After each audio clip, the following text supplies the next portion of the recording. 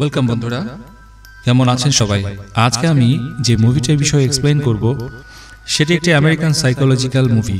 এই মুভিটি 2022 সালে রিলিজ পেয়েছে।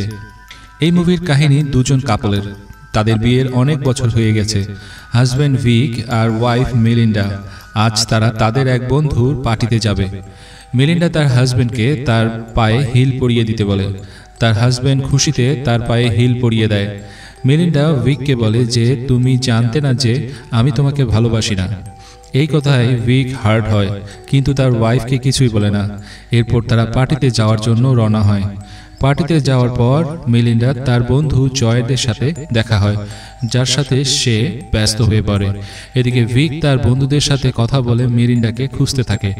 তখন সে দেখে যে মেলিন্ডার ঘরের নিচে সুইমিং পুলের পাশে তার বন্ধু জয়ের সাথে এনজয় করছে। এই সব দেখে তার খারাপ লাগে। তখন তার এক বন্ধু তার কাছে আসে আর তাকে বলে যে তোমার ওয়াইফ জয়েলের সাথে রিলেশনে জড়াচ্ছে, তুমি তাকে কিছু বলছো না কেন? কিন্তু এইসব কথা ভিক ইগনোর করে দেয়।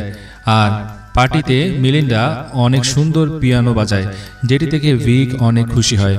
পার্টিতে ভিকের সাথে কথা বলে জয়ের ভিককে বলে যে তুমি কত ভালো একজন হাজবেন্ড, তোমার নিজের ওয়াইফকে পার্সোনাল লাইফ নিয়ে কোনো কথাই বলো না। তখন ভিক বলে আমার ওয়াইফের পুরনো একজন বয়ফ্রেন্ড ছিল যার নাম মার্টিন। সে একদিন হঠাৎ শহর থেকে গায়েব হয়ে গেছে। তখন জয় বলে কিভাবে গায়েব হয়ে গিয়েছে?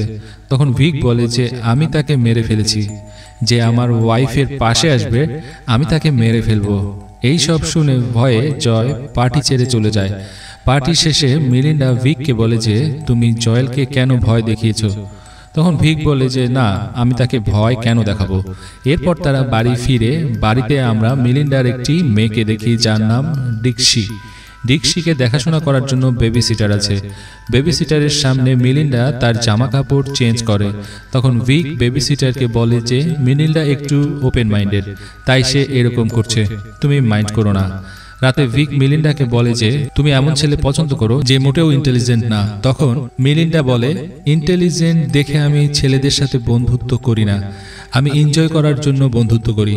এরপর মেলিন্ডা ভিককে ঘুমোতে যেতে বলে। এখানে আমরা জানতে পারি যে তার হাজব্যান্ড ওয়াইফ ঠিকই, কিন্তু এক জায়গায় থাকে না। ভিক তার বেশিরভাগ সময় তার মেয়ের সাথে কাটায়, কারণ তার মেয়ে অনেক ইন্টেলিজেন্ট। এই কারণে তার মেয়েকে নিয়ে অনেক গর্ব হয়। আজকে তার মেয়ে ডিক্সিতে স্কুলে ছাড়তে যায়। তখন ডিক্সির স্কুল টিচার ক্যালির সাথে দেখা হয়, যে তার স্কুল ফ্রেন্ড। ক্যালি ভিককে বলে আমি শুনলাম তুমি লোকেদের মারার হুমকি দাও, পুরো শহরে ছড়িয়ে গেছে, এই খবরটি পুরো শহরে ছড়িয়ে গেছে, তুমি তোমার ওয়াইফের এক্স বিহেভ মার্টিনকে মেরে ফেলেছো। তখন সে বলে যে দেখো আমি কাউকে মারিনি, আমি জয়েলকে যে মারার হুমকিটা দিয়েছি আমি তো জয়েলের সাথে মজা করেছি। ভিক যখন বাড়িতে আসে তার ওয়াইফ তার উপর প্রচণ্ড চিৎকার করে কথা বলে। সে বলে যে তুমি আমার বন্ধুকে মারার হুমকি দিয়েছো কেন? যার কারণে সেদিন সে পার্টি ছেড়ে চলে গিয়েছিল। সে আরও বলে যে তুমি কাল জয়েলকে ডিনারে ডাকবে আর এই হুমকি দেওয়ার কারণে তাকে সরি বলবে। রাতে ভিক জয়েলকে ডিনারে ডাকে। ডিনার শেষে মেলিন্ডা ভিককে বলে যে তুমি ডিক্সির ঘরে যাও আর তাকে গল্প শোনাও। আর এরপরে ভিক ডিক্সির রুমে গিয়ে তাকে গল্প শোনায়। তখন ডিক্সি তার বাবাকে বলে যে এই অপরিচিত লোকটিকে, একে আমার মায়ের সাথে দেখতে ভালো লাগে না। এইসব কথা বাদ দিয়ে ডিক্সিকে ঘুমোতে বলে। এরপর ভিক রুম থেকে বেরিয়ে আসে আর সে দেখে যে তার ওয়াইফ জয়েলের সাথে মস্তি করছে।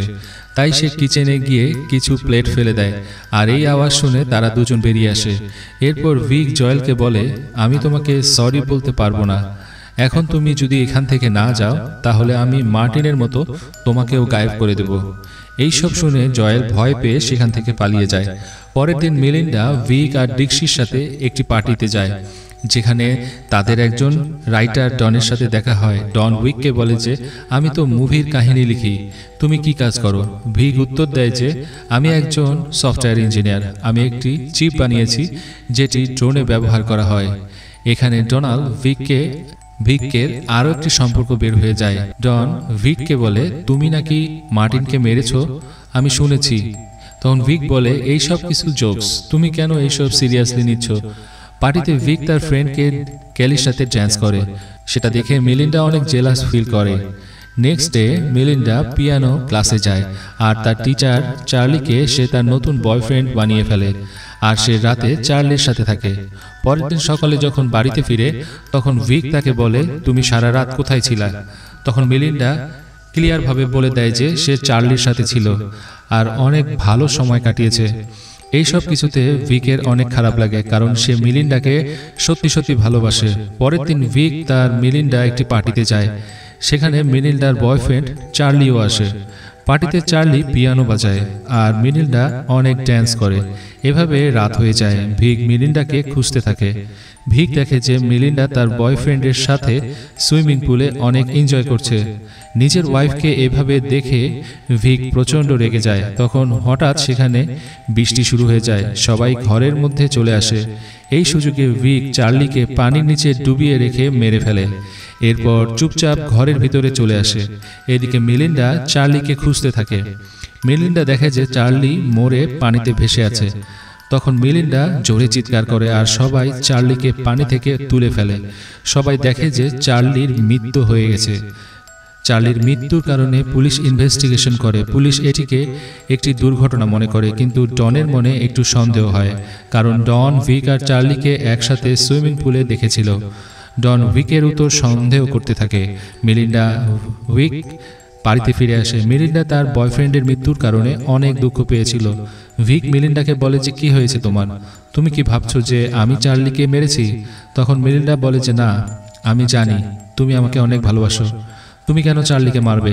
পরের দিন সকালে ভিক যখন রাইডে বের হয় তখন সে লক্ষ্য করে যে একটি গাড়ি তাকে ফলো করছে। আসলে এই গাড়িতে কিছু প্রাইভেট ডিটেকটিভ ছিল যাদেরকে ডন হায়ার করেছিল, যারা ভিকের উপর নজর রাখছিল। একদিন কিছু লোক মেলিন্ডার সাথে কথা বলে। ভিক ডনের কাছে যায় আর তার উপর স্বীকার করে যে তোমার কি সমস্যা, আমার পিছনে কেন ডিটেকটিভ লাগিয়েছ? এইসব বলে ভিক সেখান থেকে চলে আসে। ডন তো সমস্যা নয়, এর থেকে বড় সমস্যা মেলিন্ডা। ভিক হঠাৎ করে দেখে যে মেলিন্ডা তার নতুন বয়ফ্রেন্ড বানিয়ে ফেলেছে, যার নাম টনি। টনিকে দেখে ভিক অনেক জেলাস ফিল করতে থাকে। রাতে ভিক মেলিন্ডাকে তার নতুন বয়ফ্রেন্ডের সাথে কথা বলতে শুনে। সে শুনে যে মেলিন্ডা তার নতুন বয়ফ্রেন্ডের সাথে ব্রাজিল সিটিতে শিফট হয়ে যাবে, সাথে তার মেয়ে ডিক্সিকেও নিয়ে যাবে। মেলিন্ডার এইসব কথা শুনে ভিক নিজেকে সামলাতে পারছিল না। সে যে করেই হোক মেলিন্ডাকে আটকাতে চাচ্ছিল। পরের দিন দুপুরে মেলিন্ডার বয়ফ্রেন্ড তার সাথে দেখা করতে আসে, যেটি দেখে ভিক অনেক জেলাস ফিল করতে থাকে। এরপরেও সে নিজেকে অনেক কষ্টে সামলে নেয়। এরপর তারা তিনজন একসাথে লাঞ্চও করে। এরপর মেলিন্ডা তার বয়ফ্রেন্ডের সাথে আলাদাভাবে কথা বলার জন্য ড্যান্স করে অনেক এনজয় করে। পরের দিন ভিকের রাস্তায় টনির সাথে দেখা হয়। ভিক তার কনস্ট্রাকশন সাইটে কাজ দেখানোর জন্য টনিকে বলে। তখন টনি তার গাড়িতে চড়ে। এরপর তারা দুজন শহর থেকে দূরে চলে যায়। হঠাৎ ভিক অনেক জোরে গাড়ি চালাতে থাকে। তখন টনি ভয় পেয়ে মেলিন্ডাকে কল করার চেষ্টা করে। এখানে নেটওয়ার্কের সমস্যা দেখে কল যায় না। হঠাৎ জঙ্গলের মাঝে গিয়ে ভিক গাড়ি থামায় আর টনিকে বলে, আমি আর মেলিন্ডা এখানে অনেকবার এসেছি। তখন টনি একটু আগে চলে যায়। এই সুযোগে ভিক একটি পাথর উঠিয়ে টনিকে মারে, যার ফলে টনি রাস্তার উপর থেকে নিচে পড়ে। সে একটি নদীর পাড়ে গিয়ে মারা যায়। ভিক নিচে এসে টনির ওয়ালেট নিয়ে যায় আর টনিকে একটি পাথরের সাথে বেঁধে নদীতে ডুবিয়ে রাখে। এরপর সে বাড়িতে ফিরে মেলিন্ডাকে বলে যে টনি অনেক ভালো একটা ছেলে, সাথে অনেক ইন্টেলিজেন্টও। এরপরে ভিক তার মেয়ের সাথে খুশিতে সেলিব্রেশন করে। তখন সেখানে মেলিন্ডা আসে আর বলে, আজ আমরা জঙ্গলে পিকনিকে যাব। এরপর তারা সেখানে যায়। এখানে ভিক তার তোলা মেলিন্ডার সব ফটো দেখায়। তখন মেলিন্ডা অনেক খুশি হয় আর তার হাজবেন্ডকে বলে যে তুমি সত্যি অনেক ভালোবাসো আমাকে, আমি যখন যা করি সব মেনে নাও। এই সব কথা শুনে ভিক অনেক খুশি হয়ে যায়। হঠাৎ ভিক দেখে যে তার মেয়ে নদীর পাড়ে দিকে যাচ্ছে। সে দৌড়ে গিয়ে তার মেয়েকে আটকায়। তখন সে দেখতে পায় যে টনির ডেড বডি ফুলে উপরে উঠে আসছে। এইসব দেখে ভিক মেলিন্ডা আর তার মেয়েকে নিয়ে বাড়িতে চলে আসে। এর পরের দিন সকালে ভিক তার সাইকেল চালিয়ে আবার জঙ্গলে ফিরে আসে। এদিকে মেলিন্ডা ভিককে খুঁজতে ভিকের করা সেলস রুমে চলে আসে। সেখানে চেক করার পর মেলিন্ডা দেখে যে টনির ওয়ালেট ওখানে রয়েছে। এইসব দেখে মেলিন্ডা বুঝতে পারে যে তার হাজবেন্ড টনিকেও মেরে ফেলেছে। এটা দেখে মেলিন্ডা ডনকে কল করে সব বলে দেয়। অন্যদিকে ভিক যখন লাশটিকে লুকাতে যায় তখন অজান্তেই সেখানে ডন চলে আসে। ডন এইসব দেখে পালাতে শুরু করে। তখন ভিক শর্টকাট রাস্তা ধরে ডনের পিছু আসতে থাকে। তখন ডন হেল্পের জন্য ফোন করতে যায়, কিন্তু সে ভয়ে ফোন করতে পারে না, তার ফোন নিচে পড়ে যায়। এদিকে মেলিন্ডা তার কাপড় চোপড় প্যাক করে নেয়। ডিক্সি তার মায়ের কাপড়ের ব্যাগ নিচে সুইমিং পুলে ফেলে দেয়। তখন মেলিন্ডা ডিক্সিকে জিজ্ঞাসা করে যে তুমি এরকম কেন করলে। ডিক্সি বলে আমি চাই তুমি আমার বাবার সাথে একসাথে থাকো। এইসব শুনে মেলিন্ডার মন পাল্টে যায়। ডনকে আটকানোর জন্য ভিক সোজা ডনের গাড়ির সামনে যায়। এইসব শুনে মেলিন্ডা মন পাল্টে যায়। এদিকে ডনকে আটকানোর জন্য ভিক সোজা ডনের গাড়ির সামনে যায়।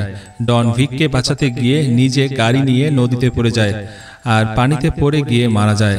এরপর ভিক বাসায় ফিরে আসে। ভিক দেখে যে মেলিন্ডা তার জন্য বসে আছে। ভিক মেলিন্ডাকে জিজ্ঞেস করে কি হয়েছে। মেলিন্ডা বলে কিছু না, কিছু হয়নি। তখন আমরা ফ্ল্যাশব্যাকের একটি সিন দেখি। মেলিন্ডা টনির ওয়ালেট চালিয়ে দেয় যাতে কোনো প্রমাণ না থাকে যে তার হাজবেন্ড টনিকে মেরেছে। মেলিন্ডা এতদিন পর বুঝতে পেরেছে যে তার হাজবেন্ড তাকে কতটা ভালোবাসে, আর কেউ তাকে এতটা ভালোবাসতে পারবে না। এরপর থেকে মেলিন্ডা তার মেয়ে ও হাজবেন্ডের সাথে অনেক ভালো একটি পরিবার হয়ে যায় আর সুখে শান্তিতে একসাথে থাকতে শুরু করে। এখানেই এই মুভিটা শেষ হয়ে যায়। ভালোবাসার মানুষকে কাছে পাওয়ার জন্য মানুষ অপরাধমূলক কাজ করতে দ্বিধাবোধ করে না। মুভির এক্সপ্লেনেশনটি আপনাদের কেমন লেগেছে সেটা অবশ্যই কমেন্টসে জানিয়ে দিবেন। আর যারা এখনো চ্যানেলটিকে সাবস্ক্রাইব করেননি তারা প্লিজ চ্যানেলটিকে সাবস্ক্রাইব করে আমাদের সঙ্গেই থাকুন পরবর্তী মুভির এক্সপ্লেনেশন নিয়ে। ততক্ষণ ভালো থাকবেন, সুস্থ থাকবেন। ধন্যবাদ সঙ্গে থাকার জন্য।